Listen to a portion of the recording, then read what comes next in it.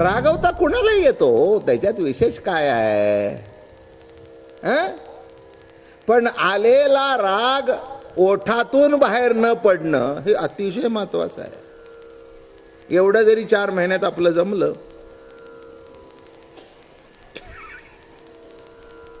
तुम्ही म्हणाल तुम्हाला कळत नाही. हो, मला कळत नाही कसं म्हणता, आयुष्य गेले काही काही. उन्हानी केस पिकली तो माझी. उन्हानी केस पिकले नाही. हे एवढं जमणं हीच परमार्थिक साधना आहे, नाही का?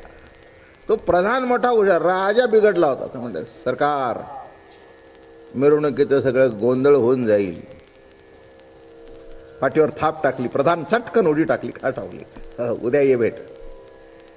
आल्याबरोबर त्याला बसवला. म्हणाले महाराज आम्हाला माहिती नव्हतं आपल्यासारखा एवढा मोठा माणूस. आणि तो काय करायचा रोज? तर संन्याशाचे कपडे होते, दाढी बिडी वाढलेली होती, 7-8 घरे भिक्षा मागायची, मस्तपैकी खायचं, चिंताच नाही.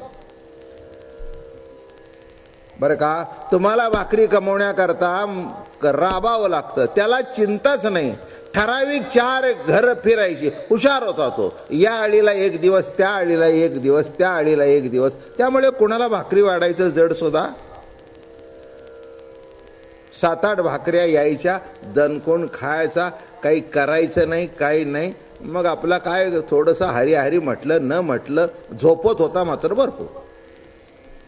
मेहनत बिनत करायचा, ताकद बिकत चांगली होती, काळजी कशाची नाही.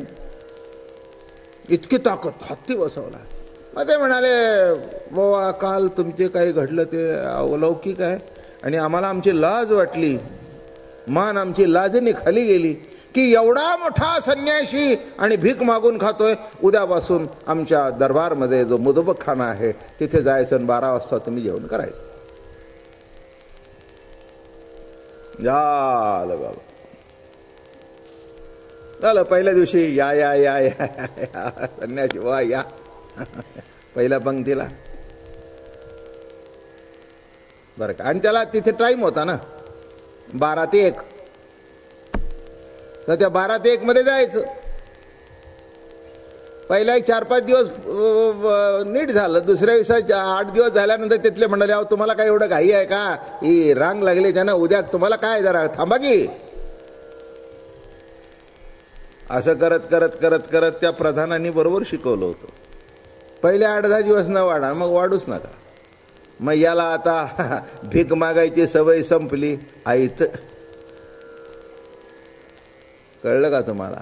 आणि मग इतकी काळजी लागली त्याला, एकच काळजी, 12चा टाइम कसा गाठावा आणि मला 2 भाकऱ्या कशा मिळाव्या. 6 महिन्यात जो असा होता तो असा झाला.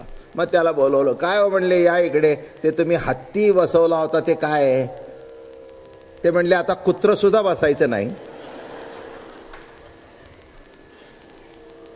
तुम्ही म्हणाल कुत्र सुद्धा बसायचं नाही, कारण येताना 10 कुत्री माझ्या अंगावर भुकत भुकत घेऊन आलो मी.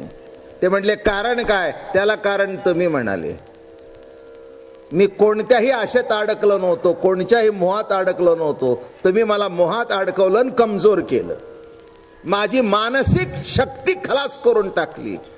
सर्वांनी गोपिकांना विचारले एवढं त्याच्यात काय आहे? तुम्ही सगळ्या त्याच्या मागे लागला. ते म्हणे तुम्ही गोपी झाल्याशिवाय कळायचं नाही आम्ही त्याच्या मागे लागलो म्हणजे काय. काय दुधाचा पेला घेऊन आई मागे का लागते हे आई झाल्याशिवाय कळत नाही. कळतंय की नाही तुम्हाला? आई दुधाचा पेला घेऊन आणते ते पुढे काय खाण्याची प्लेट घेऊन मागे लागते. बायको म्हणा, पत्नी म्हणा, प्रेम असतं. अहो एवढं घ्या, अहो एवढं घ्या, अहो नाही मला वेळ नाही.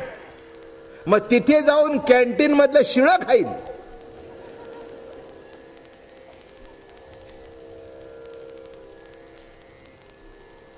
जाता जाता रस्त्याने त्या उघड्या गाड्या आहेत ना, सगळ्या रस्त्याचा धूर आणि माशा त्याच्यावर बसतात. बायकोला म्हणतो काय सुंदर लागतं. बरोबर आहे ना, एवढी घाण असल्यानंतर त्याची चव निराळीच असणार ना.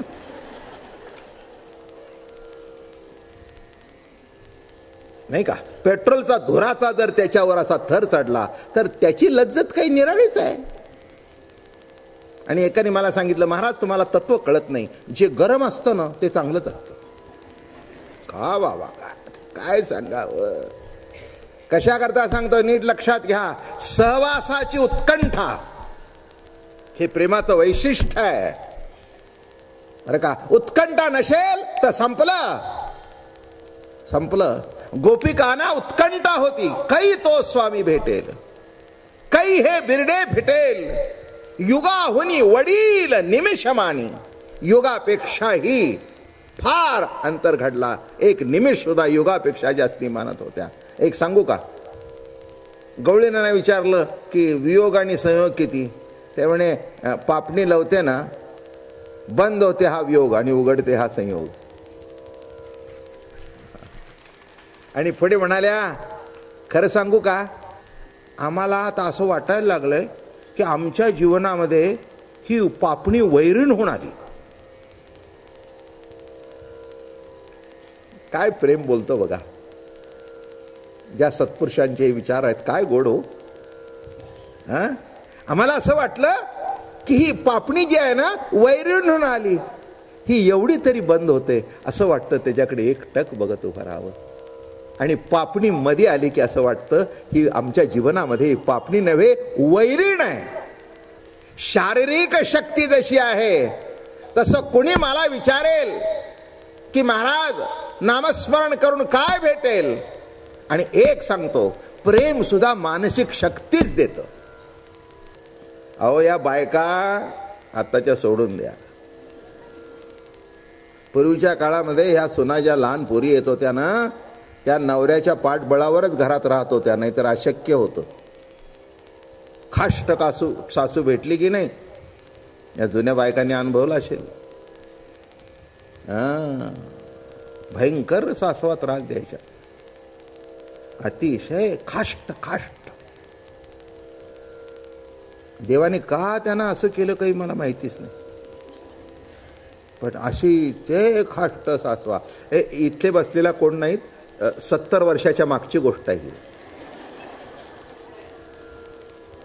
कारण एकंदर मला ज्या दिसत आहेत त्या 70च्या पुढच्याच आहेत. तेव्हा यांना बाहेर काढलं म्हणजे त्यांच्या जीवाला लागायला नको. एखादी बाहेर म्हणली, आज महाराज तुमचं बिलकुल नाही, माझं 69 चालू आहे.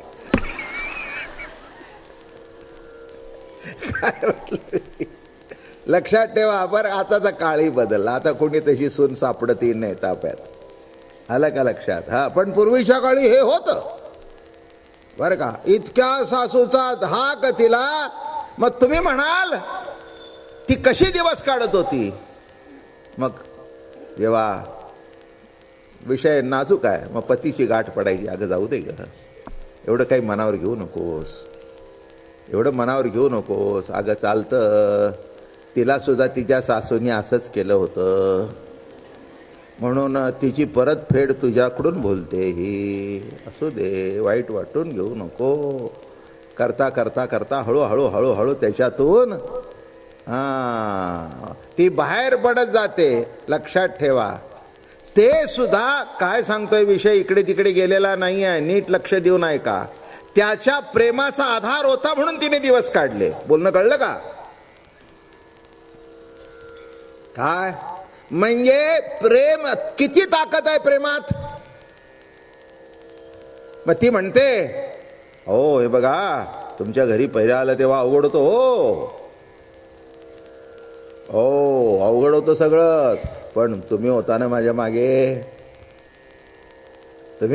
होता ना, त्यामुळे मला काहीही वाटलं.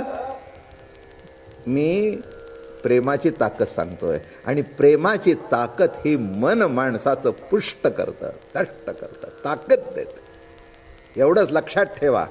म्हणून प्रेम काय करतं तुम्ही असं समजू नका. प्रेम म्हणजे उगीच ते तुम्ही बघताय ते कसलं प्रेम आहे, बाजारी प्रेम. ते प्रेम नाही आहे, तो मोह आहे.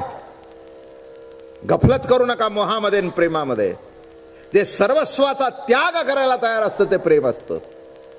जे मन आहे तेच जाच करतं, बुद्धी जाच करते, सोडत नाही. म्हणून लक्षात ठेवा, तुम्ही काय मी काय, आपण येतो एवढ्या करता. मी तुम्हाला सांगितलंय विशेष काही आपल्याला काही घडायचं नाही आहे, पण अंतःकरणामध्ये प्रभू प्रेमाची प्रतीती प्रगट झाली तर माझी खात्री आहे अतिशय समाधानात जीवन जाईल.